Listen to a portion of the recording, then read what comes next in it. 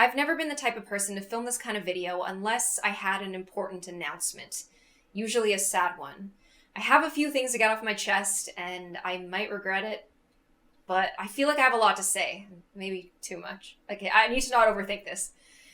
I have put 15 years of my life into this website. A majority of my adult life has been feeding the algorithm and trying to make sure that the stuff I make gets out to you guys. Last year at a theme park, this little girl came up to me and she was so cute. She was like, Gloom, I'm so happy you didn't die in a car accident. No, she didn't get hit by a car. But I was worried about her running across the street like that. The parking lot, it was a big one. Anyways, she was like, do you think I could be a YouTuber? I could see her wanting that. This is one of the jobs that a lot of people want to have. You get to be your own boss, film fun things. Hopefully people like you. I told the girl, absolutely you can. And I turned around and went, yeah, if your dad locks you in an elevator for 24 hours and... Wait, the YouTube channel can get around child labor laws. Hey, kid, wait. No! You gotta encourage kids for their dumb ideas. But if she was older and asking about being a YouTuber, I'd be like, do you like panicking and then putting that energy into action? Because I feel like that's the energy of most content creators I've met. I was telling Lauren Z-Side this the other day and she was like, it is so sad, but so true. So you can see where I'm coming from when a little girl is like, can I join your toxic hustle culture? It makes me go like, watch out! I lived in LA for a little while back when I was younger. I was a small fish in the big YouTube pond because that's where a lot of YouTubers lived. And I was treated like garbage. And I remember after a particularly degrading night, looking at Terry and being like, I'm not coming back to LA until I hit 1 million subscribers. We moved to Toronto, worked even harder, hit 1 million subscribers, came back, and I was finally treated like garbage. The LA problem snuck into my Toronto basement, and the call was coming from inside the house. The insecurity about stuff like that followed me around, and I ended up leaving at the height of my career because I needed to make growing as a person a higher priority than growing as a channel. You guys know this. What happened though is I thought I might be ready to come back after a year, but when I saw the goodbye video was at 11 million views, I was like, I need to give them some time to forget about me again. So while we worked on our coming back video for a month, I repeatedly told Terry, like, I think that maybe like 300K people are gonna come, still get the notification, and that I'd be able to like read all the comments. It kind of be old school. We could actually reconnect, but it hit 2 million in one day, which Terry somehow saw coming.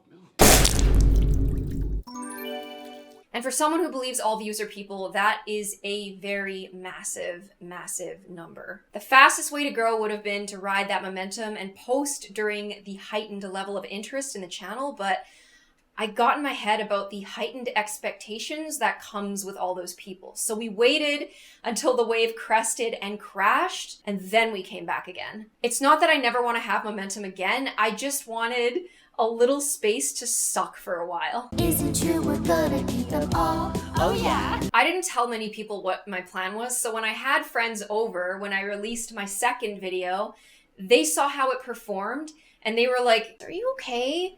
I know your video didn't do very well, and we all felt pretty confused by it too, so... And then they proceeded to spend the entire ride to the Butterfly Museum telling me why the video was bad. It's weird when people are embarrassed for you. It's like you peed your pants and didn't even notice. While a lot of the reactions were compassionate, some of it was straight up clowning me.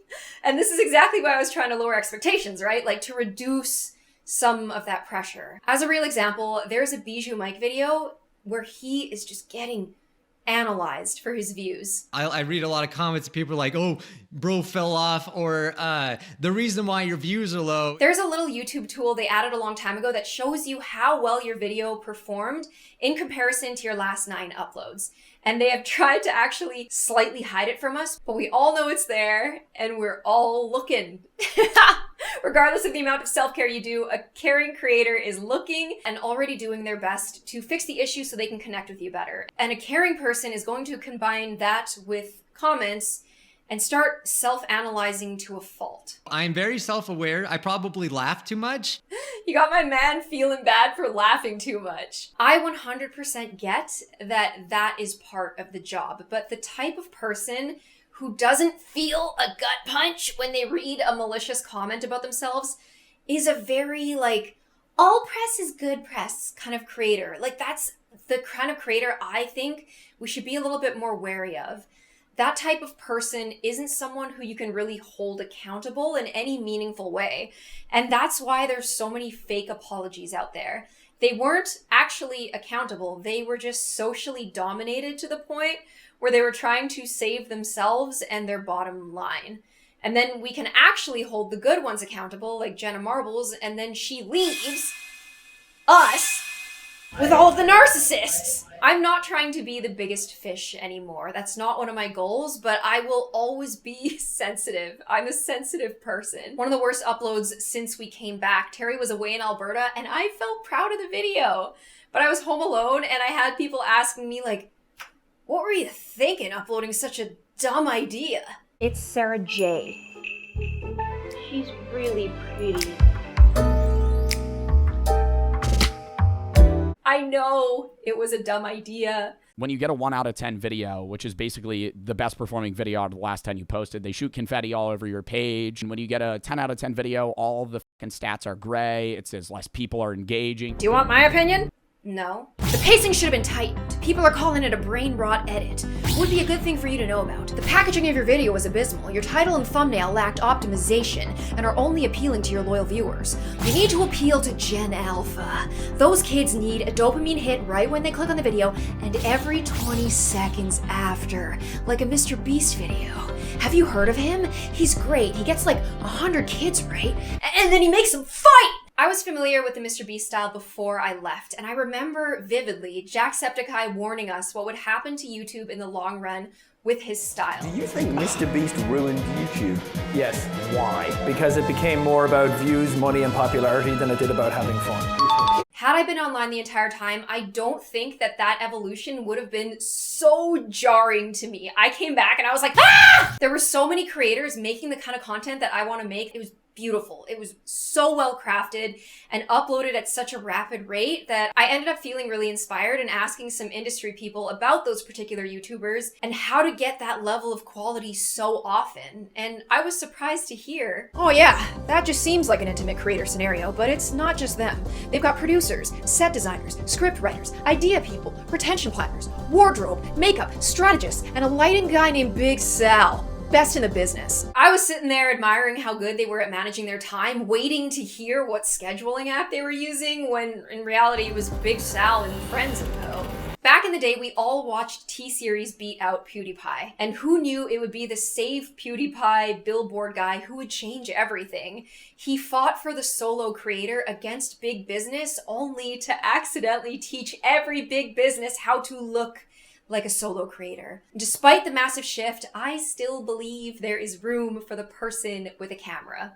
The general bar is just a lot higher. And an unfortunate side consequence of that is that a lot of people with cameras are increasingly starting to realize that the power boost for success is rage baiting as effectively as you humanly can. People who see no shame in doing this are getting more fame and proximity to power than I've ever seen. That's new, but that type of person isn't new. We used to see that kind of person on the bus in the 90s screaming something like, women are the past, rats are the future, and we'd be like, what's wrong with that guy? And move on with our day, but these platforms are all ensuring that we wake up with a little rat guy in our coffee, that we see him on our breaks, have him scurrying around in our dreams. You'll be kissing your girl, the phone will ring and you'll be like, hello? Rat guy, not you again. I think just by virtue of being a YouTuber, I'm really fascinated by all of this. I'm really fascinated by this space.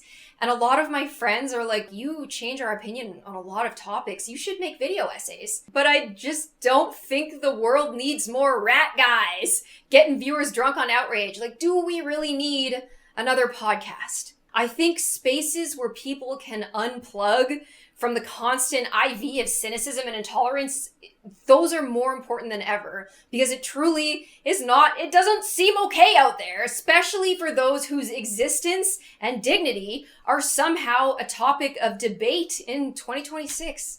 Like, what? I grew up looking like this, in a city where I ran into a lot of bigoted people, but what softened them to me was just witnessing how I exist and how I treat people. Like, I'm not trying to force you to like me or live like I do. I don't want to steal your job or blow you up. I'm just trying to have fun and work hard. Every creator that I watch that is maintaining my sanity right now is giving that same vibe. And I think that's extremely important in this nihilistic day and age, even though all signs point to React to this, react to that. Give the rat his cheese, even though giving the rat his cheese makes him a household name and we can all be mad at him, but that's what the rat wanted all along. it's rat wars. Well, it's been a breath of fresh air to read through the comments channel-wide when I need to snap out of a doom scroll-fueled daze. Someone clued me and Terry into a sketch that we had no memory of filming. I'm too old to die! Terry, do something! And it just made me feel like I've never been more excited to get into the flow of producing content than I am right now. It's been a rocky year. There have been some challenges. Finding editors has been much harder than I thought it would be. This is kind of embarrassing to say, but like, it's hard to find editors who like you. Okay. How many people do you meet in life who genuinely enjoy your style of humor and find you funny? Oh, geez, I thought it'd be a little more than that. Okay, you can add your mom just so you can feel better about yourself. Now, narrow that down to people who also know how to use Adobe Premiere Pro. Exactly. In fact, a friend of mine told me that she would actually retire if her editor ever quit. It's that difficult to find somebody who understands you and your audience. That's why my stuff has been super varied in style.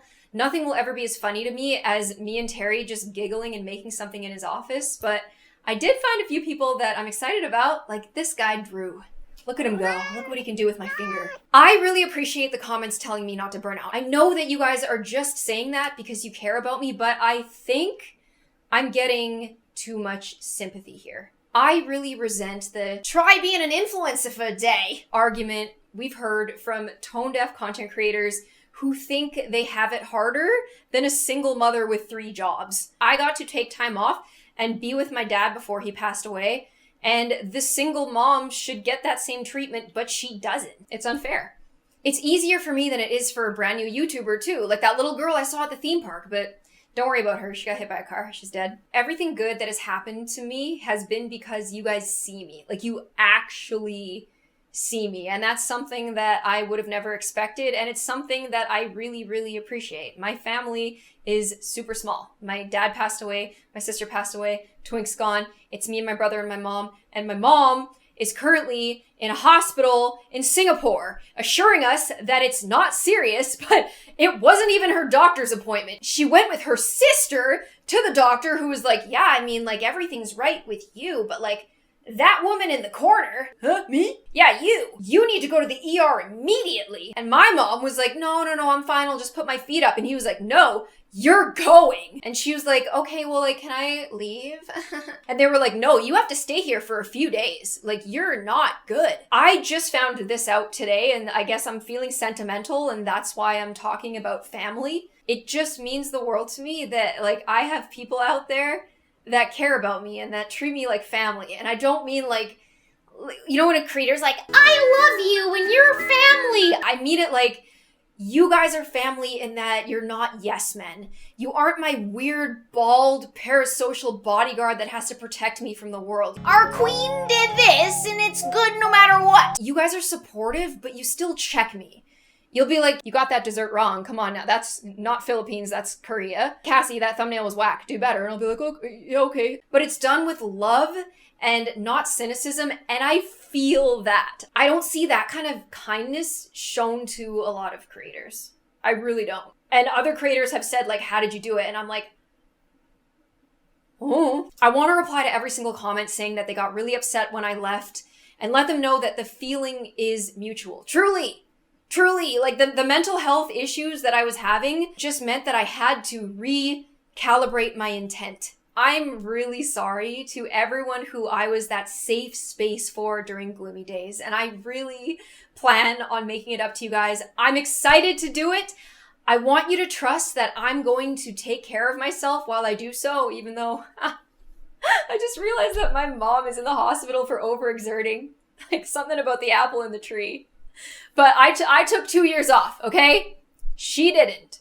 It's okay to encourage someone in my position to work harder. Wait, actually, I shouldn't say that.